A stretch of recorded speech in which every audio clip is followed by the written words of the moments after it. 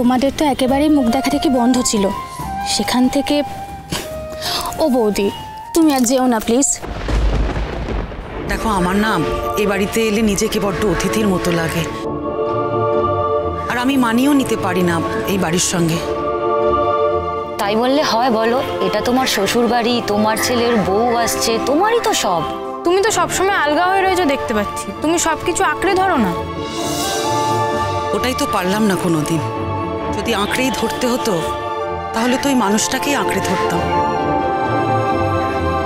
ছেড়ে দিয়ে তো চলে যেতাম না।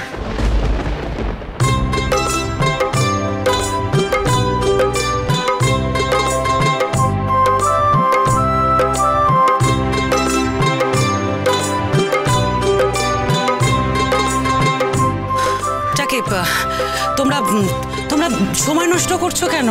যাও ওখানে, অনুষ্ঠানটা শেষ করো, এরপরে তো তোমরাও গায়ে হলুদ টলুদ খেলবে নাকি?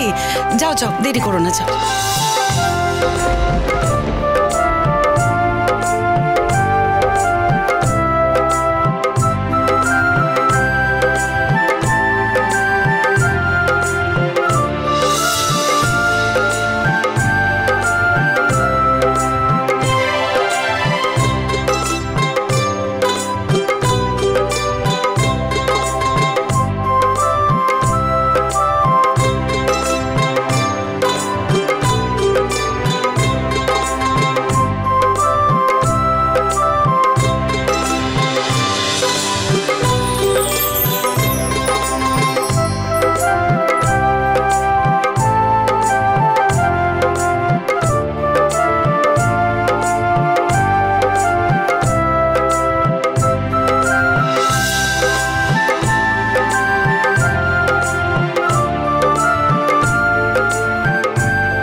জীবনে তো কোনোদিন এই লোকটাকে হাসতে দেখিনি, এই প্রথম দেখছি হাসতে।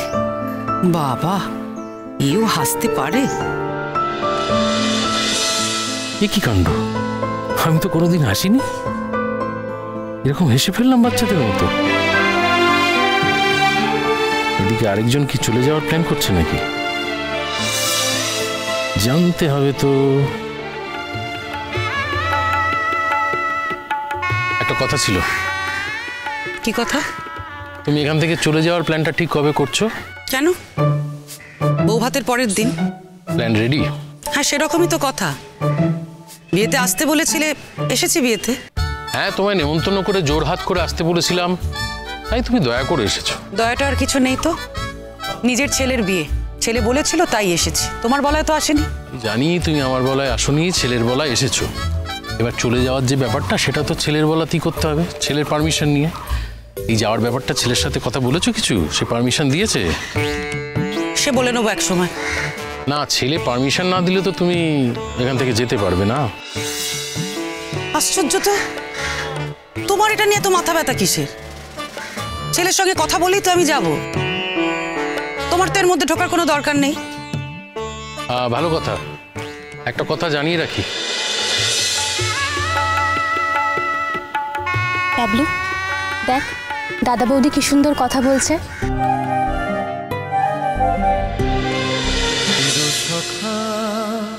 চিরসখা সোম থেকে রবি প্রতিদিন রাত ৯টায় স্টার জলসায় ও জিও হটস্টারে।